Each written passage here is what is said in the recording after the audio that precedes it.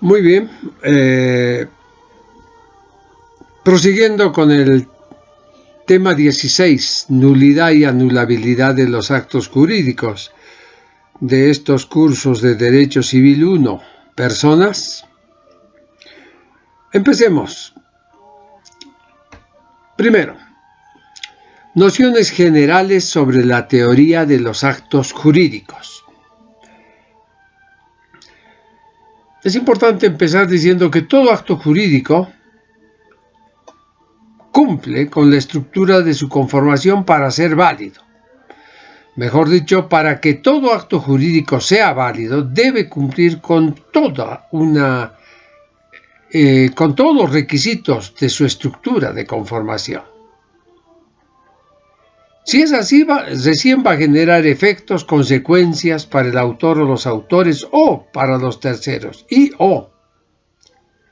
Definitivamente ese efecto no es más que crear, adquirir, modificar, extinguir o perder un derecho subjetivo patrimonial o extrapatrimonial. Dicho de otra manera, los actos jurídicos transforman las realidades jurídicas, las situaciones jurídicas, las relaciones jurídicas de las personas frente a otras personas, de las personas entre sí,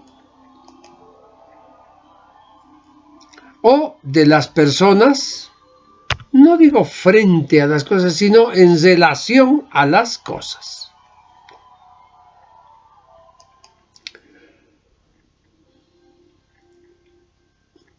Cuando un acto jurídico es plenamente válido, tiene eficacia. Es decir, crea lo que acabamos de decir, esas relaciones. Pero si un acto jurídico es ineficaz, carece de validez, es inválido. Entonces, siempre hemos visto que está por un lado la validez y por el otro lado la invalidez. Normalmente la validez se ha asociado a lo que es la capacidad y la invalidez a la incapacidad. Francisco Messineo dice que la validez y eficacia del acto jurídico está asimétricamente correspondida a la invalidez o ineficacia. Obviamente, tomando en relación que una será su parte positiva y la otra su parte negativa.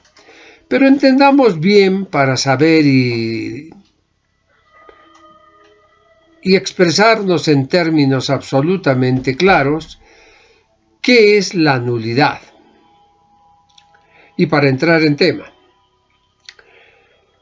es una sanción establecida por la ley y es aplicado por el juez a todos aquellos actos que no han cumplido con los requisitos exigidos por la normativa, por la ley. Es decir, que violan leyes de carácter imperativo, porque perfectamente conocemos que las leyes son para cumplirlas. Dicho de otra manera, es una reacción de la ley contra la violación de sus preceptos. Ese es el castigo que da la nulidad. Muchos se preguntan, ¿cuándo y por qué un acto no será válido? O, expresado de otra forma, por muchos autores, será no válido. La respuesta es absolutamente lógica. Si un acto no ha cumplido con todo lo que manda la ley, o el acto viola y no observa lo que expresa la ley, definitivamente se impone la nulidad. Esta nulidad corresponde aplicarla cuando la ley es inobservada, cuando se viola una regla, cuando no se observan los preceptos imperativamente señalados por ley. La ley civil, obviamente, con más razón la ley penal, tiene una sanción. Ya conocemos desde nuestros estudios de introducción al derecho la hipótesis de la norma, definitivamente. Tiene una sanción. tiene un presupuesto y tiene una consecuencia. Entonces, y no observar, no atender, no prestar atención, desoír, incumplir la norma en materia civil, esencialmente, pero no únicamente, va a dar lugar a la teoría de las nulidades. Ahora entendamos bien qué es esto de la teoría de las nulidades. ¿O qué busca? ¿Por qué se ha creado una teoría de las nulidades?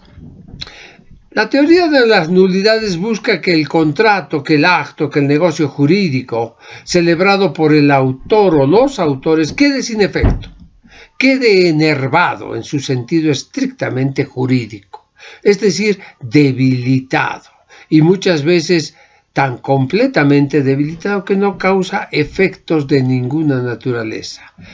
Al quedar sin efecto, claro que no va a tener consecuencias jurídicas, no va a crear, modificar, adquirir, perder o extinguir derechos subjetivos, ya sean de orden patrimonial o extrapatrimonial. La nulidad busca que el autor o los autores se libren de esas obligaciones. En definitiva, en sentido jurídico propiamente, estrictamente hablando, hace desaparecer el acto. Muchos no estarán de acuerdo con esto, lo que sí dirán que no, que el acto en sí ha existido, lo que ha desaparecido son los efectos y consecuencias. Sí, es verdad. Por eso digo, hace desaparecer el acto como realidad jurídica, aunque no como realidad material. La nulidad nunca opera de oficio, es decir, la nulidad no es el Espíritu Santo que cae sobre los actos jurídicos, negocios o contratos. La nulidad no se presume, hay que probarla. Lo que sí se presume es todo lo contrario.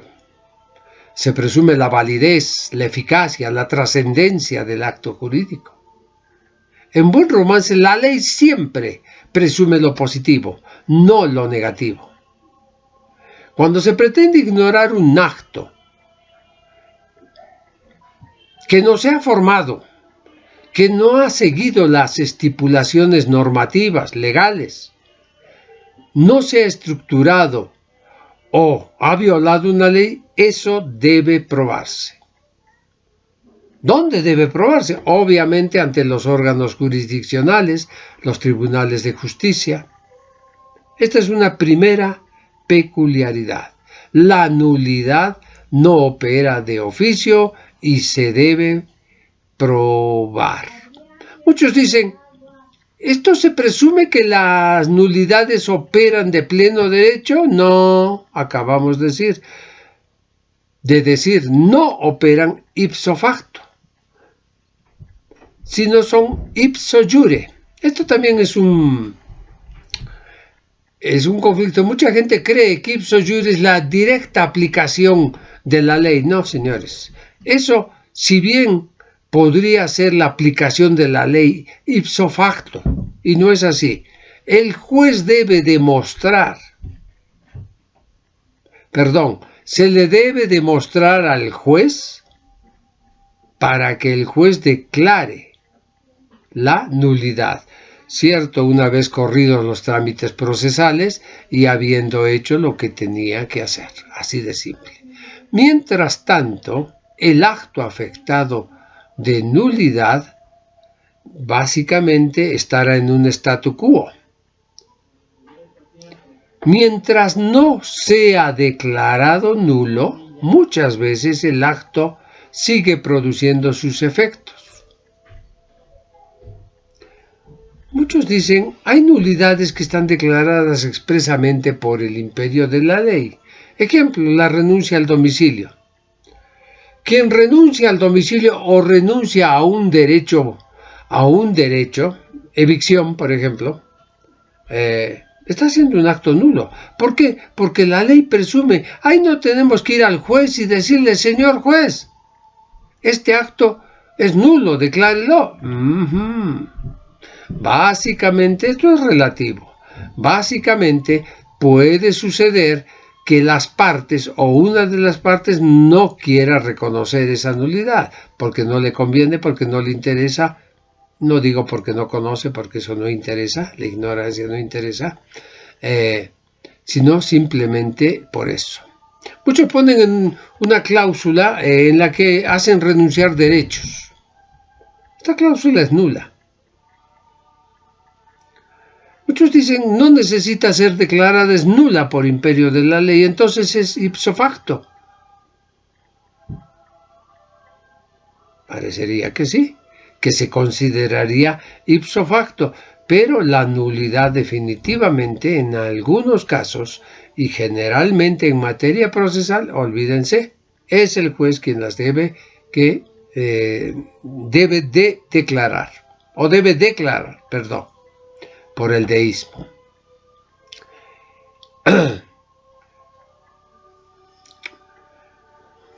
Porque si no fuera así, si fuera simplemente una nulidad tan evidente, ¿podría invocarse unilateralmente? Claro que sí.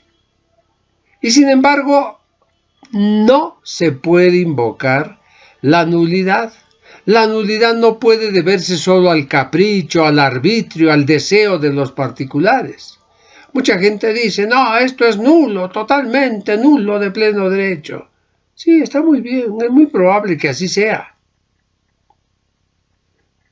El abogado puede tener absolutamente toda la razón, pero no puede decidir eso. Porque estas razones son ajenas a esa voluntad personal, por más que sea tan evidente como muchas veces lo son.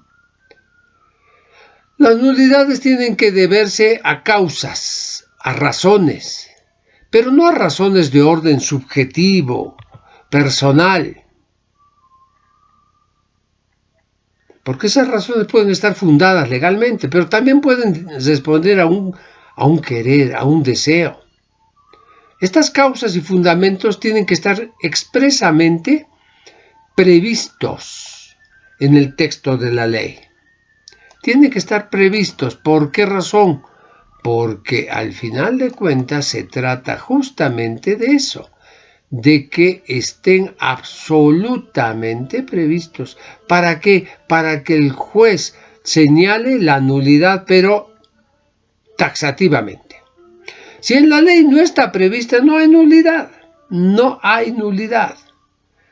Porque hay un acerto, hay un precepto que dice que nadie puede crearse para sí una causa propia de nulidad. De lo contrario, obviamente esto sería un caos total. Cada uno de nosotros estaría haciéndolo a gusto y paladar. El artículo 180 del Código Civil francés dice: el matrimonio contraído sin el consentimiento libre de ambos esposos o de uno de ellos no puede ser impugnado más que por los esposos o por aquel de ellos cuyo consentimiento no haya sido libre.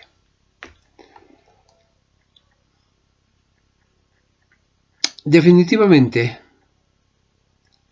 los esposos que no han dado su consentimiento podrán impugnar ese matrimonio declarándolo absoluta o pretendiendo que se declare absolutamente inexistente. A partir de entonces, la escuela clásica consideró la vigencia en el derecho positivo y en la doctrina esta teoría tripartita de las nulidades. Es la que distingue entre actos inexistentes, actos nulos y actos anulables.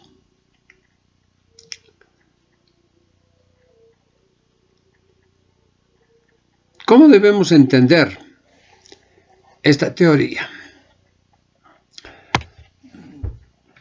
Teóricamente, la escuela clásica francesa distinguió entre acto inexistente, señalando que eso es la nada, el vacío jurídico, lo que es hecho y no derecho, lo que es forma pero no fondo.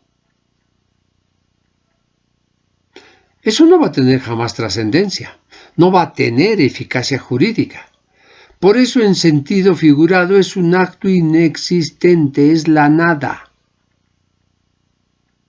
Hay una forma, sí, externa, pero no hay una sustancia. Es hecho, reitero, no es derecho.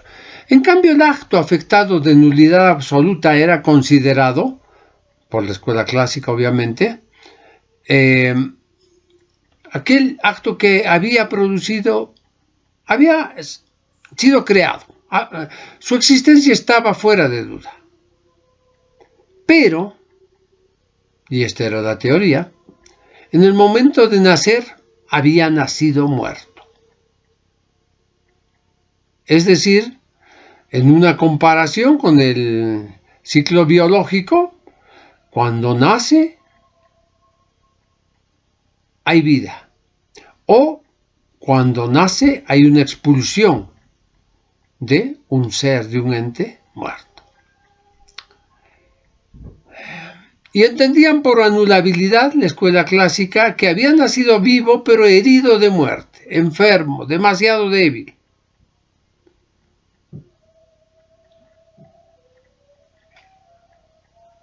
Es decir, afectado por una dolencia cuasi mortal. Este era un dogma, se lo aceptó. No había autor clásico que no había aceptado esto y todavía está vigente en muchos casos y fundamentalmente en materia procesal. Las características que establecía o las diferencias que tenía la escuela clásica entre los caracteres del acto inexistente y el acto nulo y el acto anulable era, primero, el acto inexistente es el ser, nada.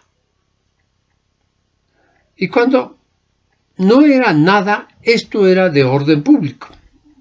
Dicho de otra manera, afectaba o interesaba a todos. En cambio, el acto nulo, al haber nacido muerto, también es de orden público, por lo cual cualquier persona podía invocarlo. Diferente al tratamiento del acto anulable. Este sí había nacido, obviamente, con fallas, con conflictos, con problemas, pero había nacido. Ese sí es de orden privado. Otra diferencia, la segunda diferencia.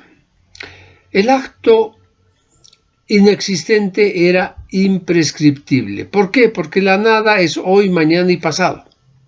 No importa el transcurso del tiempo. El acto afectado de nulidad absoluta también era imprescriptible, porque lo muerto, muerto se queda. Definitivamente el ejemplo es el mismo, muerto ayer, muerto hoy, muerto mañana. No se puede revivir con el transcurso del tiempo, eso sería absolutamente absurdo. En cambio, el acto afectado de anulabilidad prescribe. Así como el tiempo puede sanar lo enfermo y puede habilitar lo que no podía funcionar, por eso es que el acto afectado de anulabilidad podía también o confirmarse o mejorarse. Tercera característica. Para la escuela clásica el acto inexistente era inconfirmable, porque la nada, o lo que es hecho, no derecho, no puede por un acto posterior subsanarse, volverse derecho. Tiene mucha lógica. El acto nulo, bajo la misma idea, también es inconfirmable, porque lo muerto, muerto se queda. En cambio, el acto afectado de anulabilidad es confirmable, subsanable. Puede ser que, como hemos dicho, aquello que estaba afectando de anulabilidad se corrija, se pierda.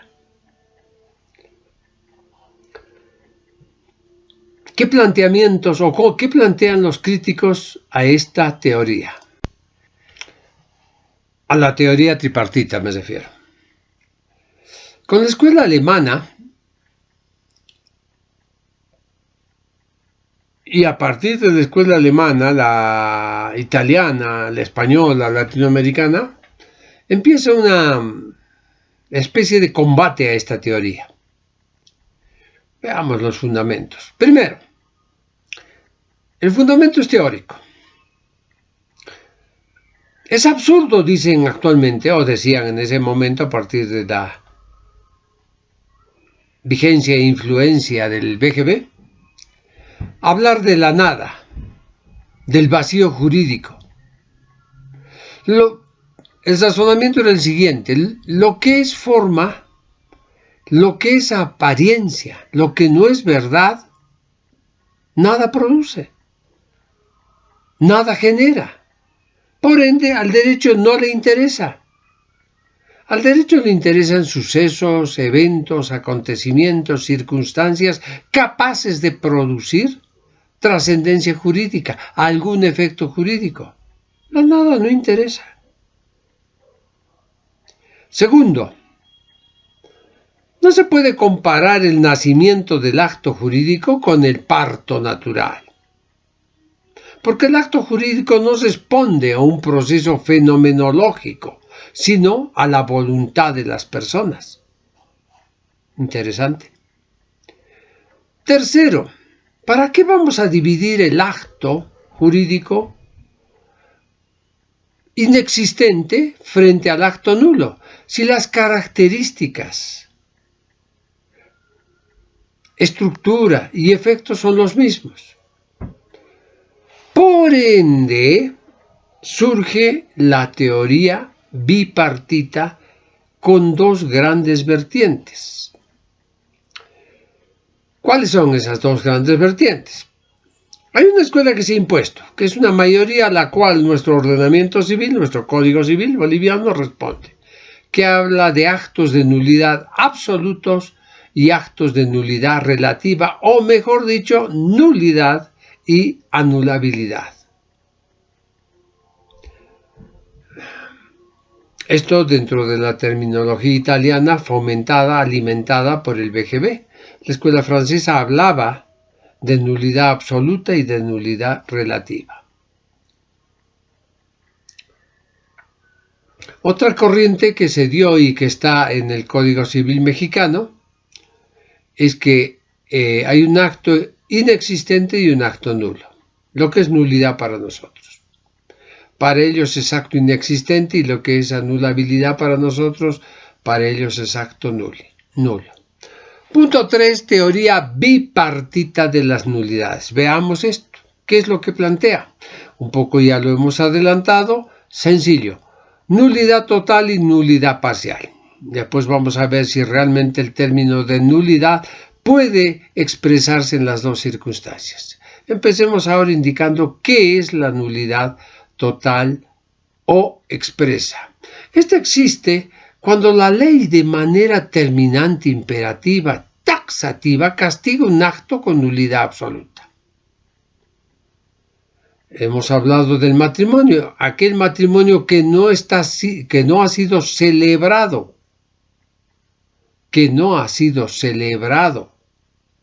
frente al oficial del registro civil, es un acto nulo. Así de simple. O, en el mismo sentido del ejemplo, el matrimonio entre personas del mismo sexo. Hasta que no se cambie, bueno, pues tenemos que seguir en esa circunstancia. En nuestro Código Civil, el artículo 1299 sanciona con nulidad absoluta los documentos privados celebrados por analfabetos que no hayan cumplido con los requisitos del testigo a ruego. Hay nulidad absoluta textual. ¿Por qué razón? Porque sabemos perfectamente, lo vamos a ver en su momento, que pueden ser motivo para un enriquecimiento indebido. ¿Qué son las nulidades virtuales, que algunos llaman nulidades implícitas? Muchos dicen, la nulidad es implícita cuando no se cumple con alguno de los requisitos. El artículo 549 del Código Civil Voy a buscarlo para hacer la lectura. Dice lo siguiente. Artículo 549. Casos de nulidad del contrato. El contrato será nulo. Será nulo. 1. Por faltar en el contrato el objeto o la forma prevista por la ley como requisito de validez.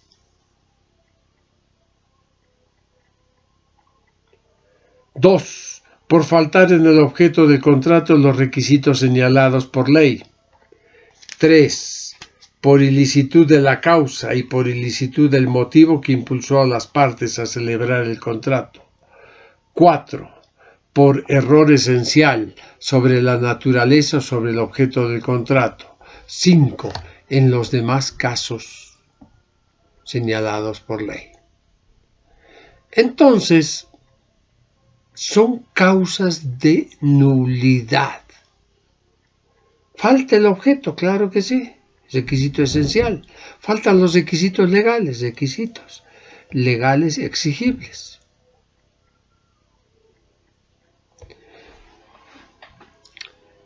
Los requisitos del objeto, según la naturaleza de la prestación, son: si se trata de una prestación de dar, la cosa debe existir. No se puede transmitir el derecho de algo que no existe. Si no existe, es nula. En el mismo caso, debe estar dentro del comercio humano. Si no, es nula. Debe ser de propiedad de quien lo transfiere. Si no, es nulo. Debe estar determinado o ser susceptible de ser determinado. Si no, es nulo. ¿Por qué? Porque el que vende el género sabemos que no venden nada. Todos estos actos, cuando se dan y no están cumplidos como requisitos, la sanción es la nulidad. Después habla de la ilicitud de la causa y del motivo, que es otra causa de nulidad. También el error esencial. Las voluntades del oferente y el aceptante no se traban, se separan. Y el último es pues cuando dice la ley así lo establezca. Esto es una ventana, es una puerta abierta, cláusula abierta. El doctor Gutiérrez Ardán así nos enseñaba, una cláusula abierta. En los demás casos determinados por la ley. Cuarto, efectos de la nulidad entre partes. ¿Cuáles son esos efectos? Entre partes, la nulidad afecta plenamente a ambas partes. ¿Por qué? La nulidad busca destruir el acto.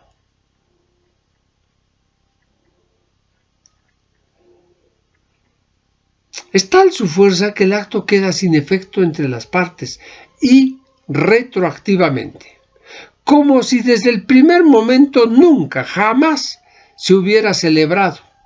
Hubiera habido acto, negocio jurídico, contrato, relación jurídica, nada. Como si jamás se hubieran conocido. Borra todo. La aplicación de este efecto es retroactivo. ¿Por qué? Porque justamente esa nulidad no debe dejar rastro de todo aquello que es ajurídico o, tal vez mejor dicho, antijurídico. Porque si desaparece como acto jurídico, es obvio que si ha habido una compraventa, el comprador tiene que devolver la cosa y el vendedor tiene que devolver el precio. Es decir, esas prestaciones tienen que ser devueltas, entregadas. Todo aquel que ha recibido algo debe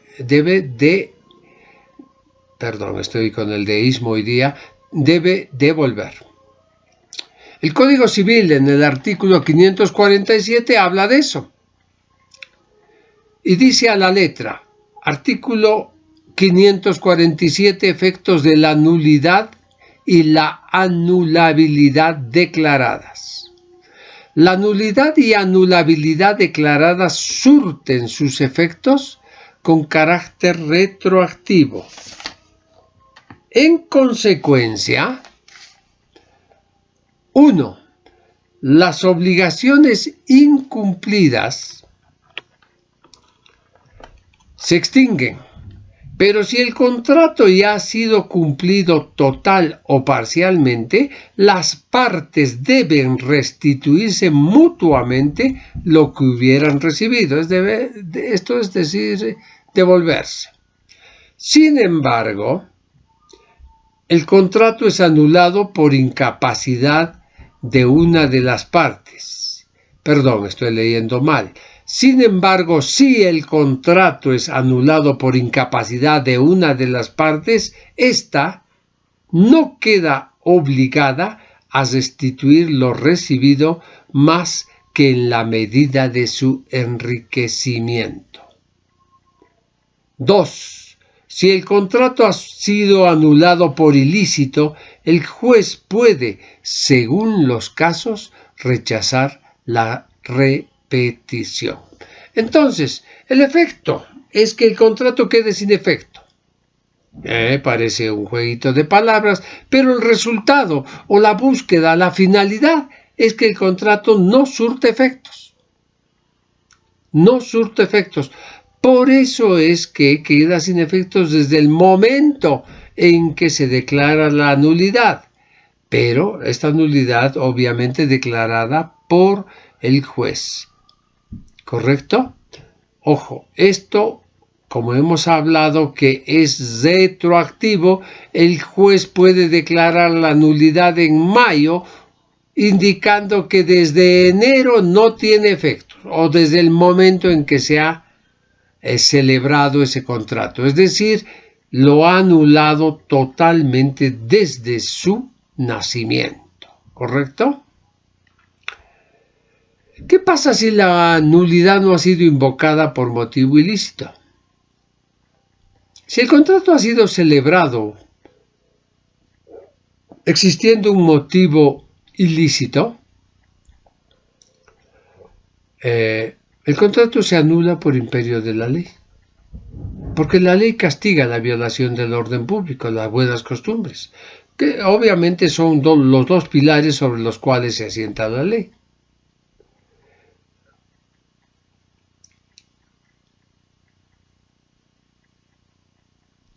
Aquí también el efecto es similar. Seguramente se tendrán que devolver en las prestaciones recibidas. Ahora, muchos se preguntan, ¿qué sucede si la cosa a devolver ha sido dañada? Primero, hay un principio que hay que devolver las cosas en el estado en que se encuentren, pero si se ha producido un daño, habrá que ver la culpa. ¿Por quién se ha producido el daño? Si ha sido por acción u omisión, o el daño ha sido un desgaste natural por la utilización de la cosa durante ese tiempo. Punto quinto, efectos frente a terceros. ¿Quiénes son estos terceros? Todos aquellos que no han participado en el acto. Si una de las partes invalida el acto, ¿los terceros se verán perjudicados? Esto es una materia interesante y eso va a depender. Si el acto, negocio jurídico, la relación jurídica, por ejemplo, es un acto bilateral, los terceros, como dicen los argentinos, son de palo. No interesa. Pero si una de las partes interviene en el producto, en el resultado de un acto jurídico bilateral, ahí está. Eso ya es completamente diferente. Ahí hay que empezar a distinguir si se trata de bienes inmuebles o muebles. Si es un bien mueble, la nulidad, es decir, la nulidad absoluta afecta a los terceros, pero relativamente. ¿Por qué razón? Porque se presume que los terceros son de buena fe.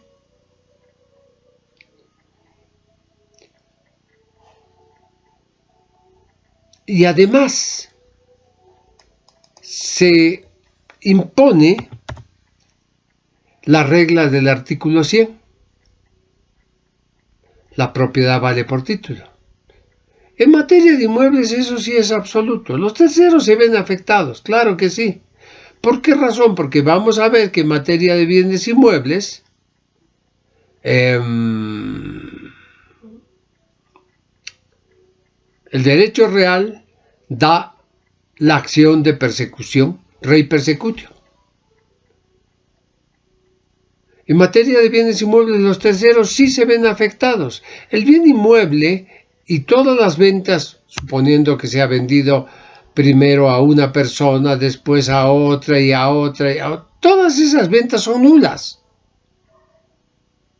Aquí hay que aplicar una regla del derecho civil, que nadie puede transferir más derechos de los que tiene. Bajo la fórmula latina resolutio juris tantis, resolvitum jus accipientes. Es decir, en buen romance, resuelto el derecho del que da, se resuelve el derecho del que recibe. El bien tiene que volver sucesivamente a las manos del primer propietario. Eso es la retroactividad. Esto es cuando se trata de bienes inmuebles. Dijimos que bienes muebles es diferente. No se afecta. A no ser que sean bienes muebles sujetos a registros. De otra parte, la buena fe se presume. La mala fe hay que probar. Hemos dicho que el derecho siempre reconoce el lado positivo, no el lado negativo de las relaciones interpersonales, de las relaciones jurídicas. ¿Correcto? Pero se podría de alguna manera buscar una devolución, siempre y cuando hayase corrido con algunos pasos previos. Si así fuera, también existe la retroactividad. Pero la cosa se podría extinguir, perder. ¿Y qué pasa si se pierde? Bueno, pues habrá que devolver el valor de la cosa. El valor de la cosa al momento de la nulidad. Si devolvemos lo debido, estamos devolviendo lo que corresponde, estamos pagando en especie. Si se nos ha perdido, extraviado o dañado, tenemos que pagar con otra cosa similar. Eso se llama pago por equivalencia. Todo esto lo veremos ya en una materia posterior. Punto sexto, actos anulables. ¿Cuál es el concepto? La anulabilidad es aquella sanción establecida por ley y aplicada por el juez a todos aquellos actos, negocios o contratos celebrados por incapaces de obrar o naturales, o cuando esa voluntad está afectada por uno de los vicios del consentimiento, o cuando hay error substancial, o cuando hay violencia, dolo, o cuando ese acto, contrato o negocio jurídico ha violado o viola normas de carácter imperativo sancionadas por ley. La anulabilidad goza de las mismas características de la nulidad absoluta. Las causas son también las mismas. En algún caso, no siempre, muchos dicen que son diferentes. Lo que sí es cierto, que los efectos son diferentes. Por eso es que jamás en materia procesal se debe plantear nulidad y anulabilidad. ¿Por qué? Porque tienen efectos diferentes, porque van a dar lugar en una sentencia a decisiones jurisdiccionales diferentes. ¿Cuántas clases de anulabilidad existen? 2.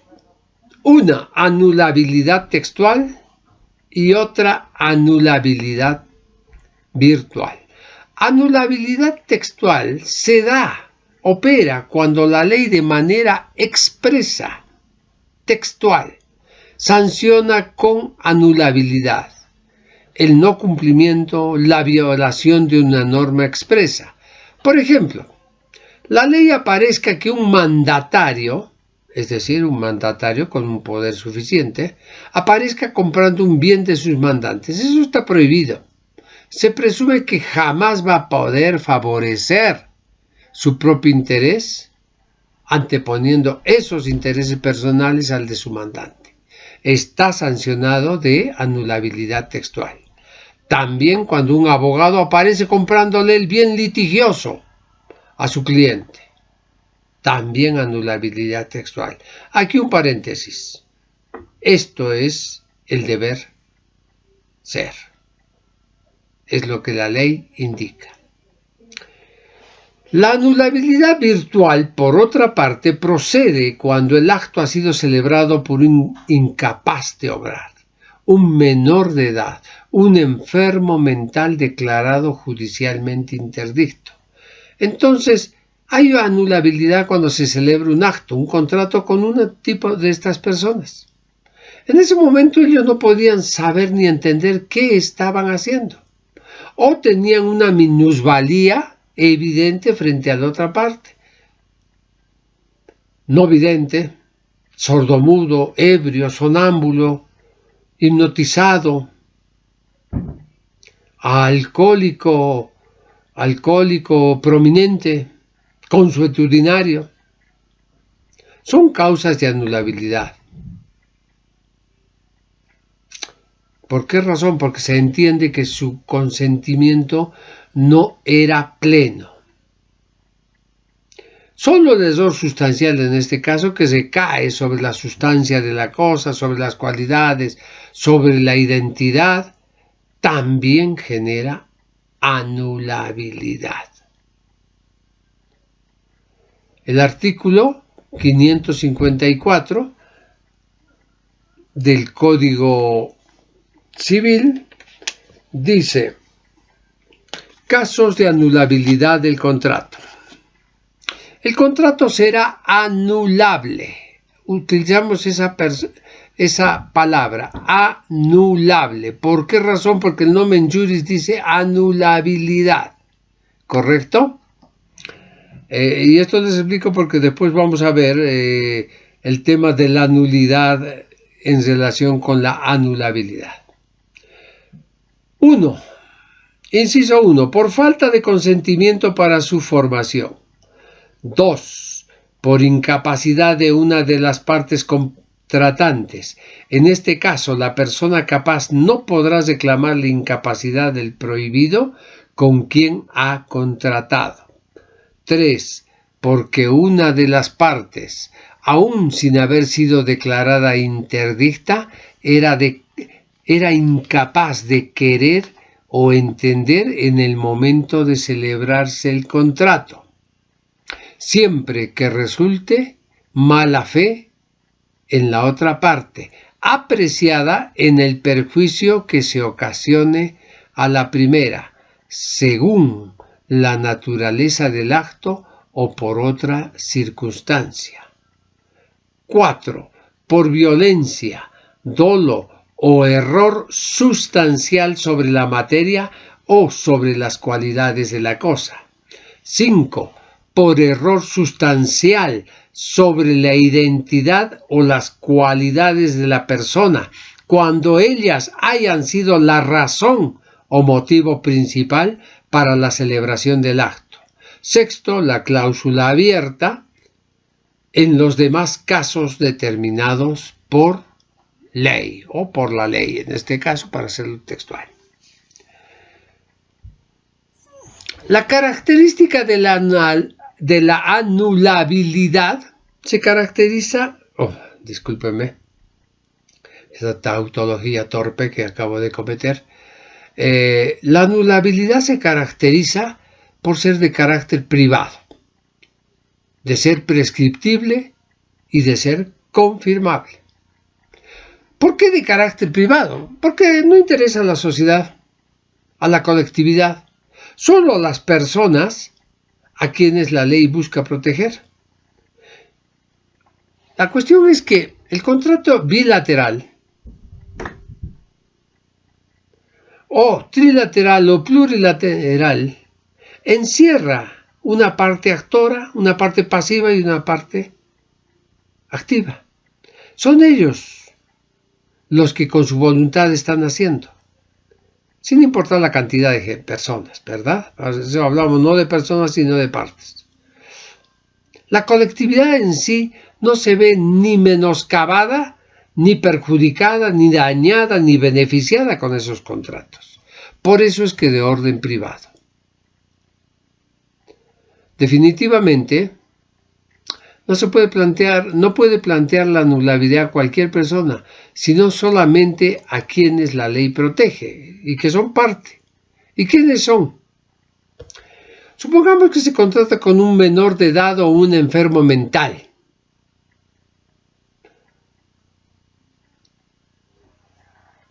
Puede suceder que estas personas que se enteran de esa situación planteen la anulabilidad. Por lo menos así está en el Código Civil, artículo 555, Código Civil de Bolivia, personas que pueden demandar la anulación. La anulación del contrato puede ser demandada solo por las partes en interés o protección de quienes ha sido establecida. ¿Qué quiere decir esto? Que el juez nunca puede aplicar de oficio la nulidad. Así de simple. Porque el Ministerio Público no puede intervenir, porque en la acción de anulabilidad los únicos que están interesados son los particulares. Ellos tienen el interés personal serio y legítimo. Son ellos que tienen que plantearlo, ¿correcto? Esto nos lleva a pensar por qué se dice normalmente o se afirma muy seguido que la anulabilidad es prescriptible. Las personas citadas arriba, todos ellos, solo tienen un lapso de tiempo para demandar la anulabilidad. Este plazo es de 5 años. Pasado ese tiempo, esa acción de anulabilidad prescribe. Desaparecen los vicios que afectaban al acto.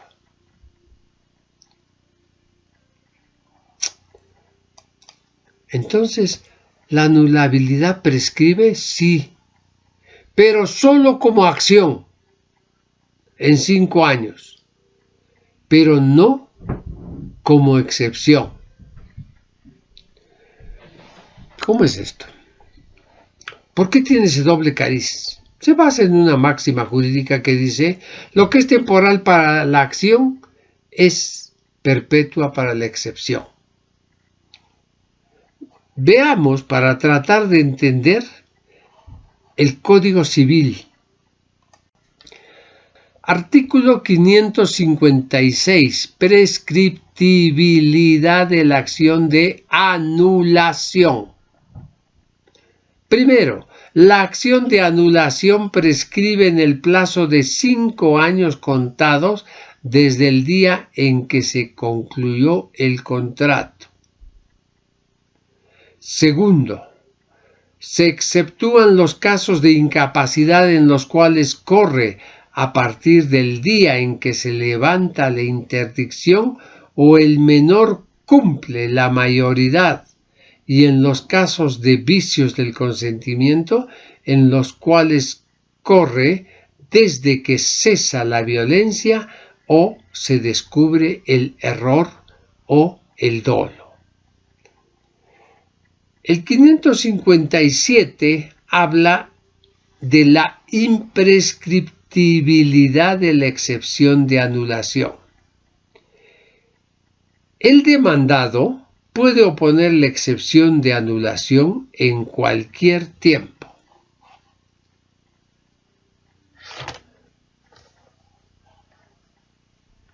¿Por qué esto no es uniforme? Por regla general, se computa el plazo desde las 0 horas del día siguiente en que se ha celebrado el contrato. A menos que el contrato haya sido celebrado por un incapaz de obrar.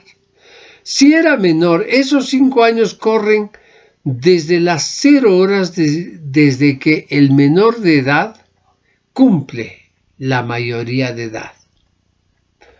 Si tenía 17 años, hay que esperar un año para que tenga 18 y a partir de ahí hay que contar los 5. Si era enfermo mental, desde las 0 horas del día siguiente en que se ha levantado la interdicción. Pondremos un ejemplo similar. Si era enfermo a los 16 años y se levanta su interdicción a los 18 o 16 o 17, a partir de ese tiempo empieza a correr el plazo de los 5 años. Si se había celebrado el contrato mediando violencia, desde las 0 horas del día siguiente en que ha cesado la violencia. Podrá ser un día, 2, 3, 2 años, obviamente.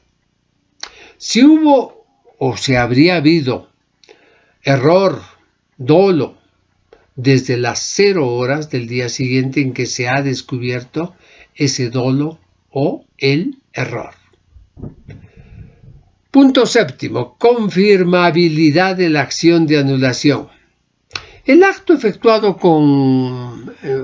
el acto afectado de anulabilidad, es decir, ese acto que estaba viciado por alguna circunstancia, es susceptible de confirmarse. Esto quiere decir que lo que había nacido enfermo puede curarse, puede subsanarse. ¿Quién puede subsanarlo? Normalmente la persona que podía invocar anulabilidad. Mediante un acto unilateral, voluntario, que se llama confirmación. Este hace desaparecer completamente los vicios del anterior acto. Esto está en el Código Civil en el artículo 558.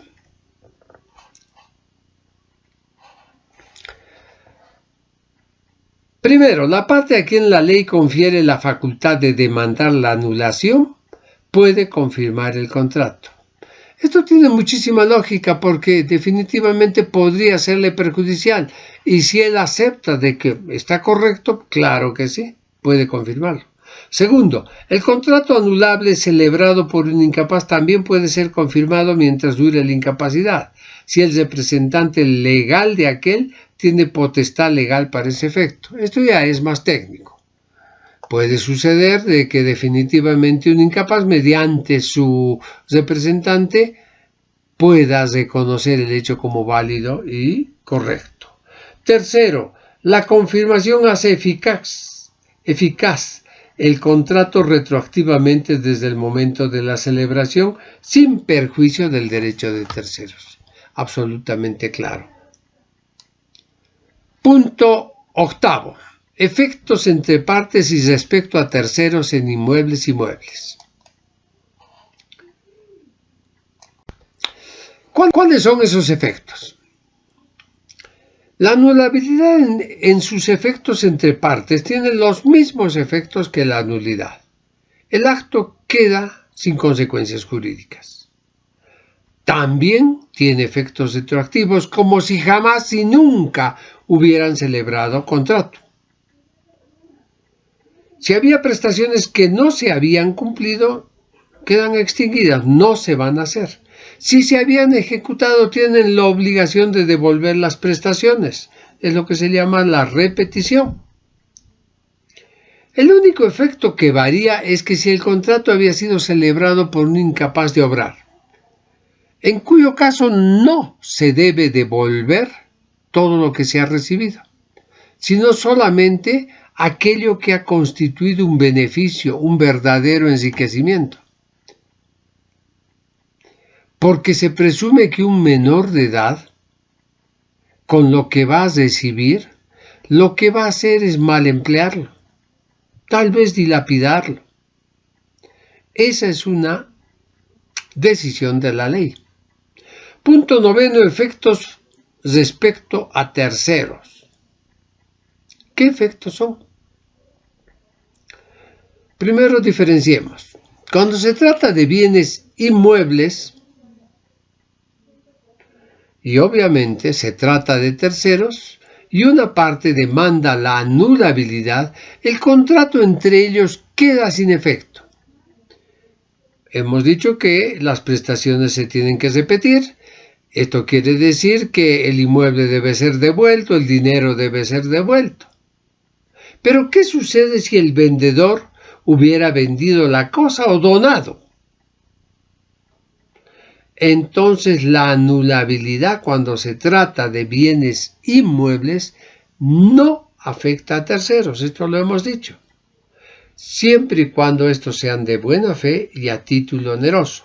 Y la buena fe se presume, la mala fe hay que probarla. Esta es otra diferencia con la nulidad, porque en la nulidad sí le afecta al tercero, en cambio en la anulabilidad no le afecta. La pregunta obligada es, ¿qué pasa si ese tercero es de mala fe? Si el tercero es de mala fe y eso está debidamente probado, se prueba que entró en connivencia con el adquirente, entonces en ese caso sí afecta a terceros. ¿Por qué razón? Porque pues están coludiendo para provocar daño a otra persona y está obligado a devolver ese tercero el bien inmueble.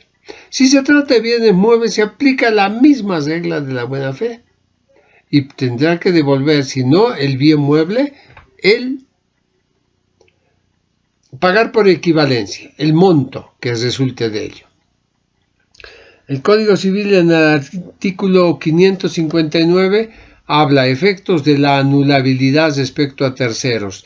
La anulabilidad no perjudica los derechos adquiridos por terceros de buena fe y a título oneroso, salvo los efectos de la inscripción de la demanda. ¿Se puede decir que la anulabilidad perjudica los derechos de los terceros adquiridos de mala fe? Sí, por supuesto que sí. Punto 10, o 10º, por hacerlo más claro ordinalmente, la inoponibilidad. ¿Cuál es el concepto de esto?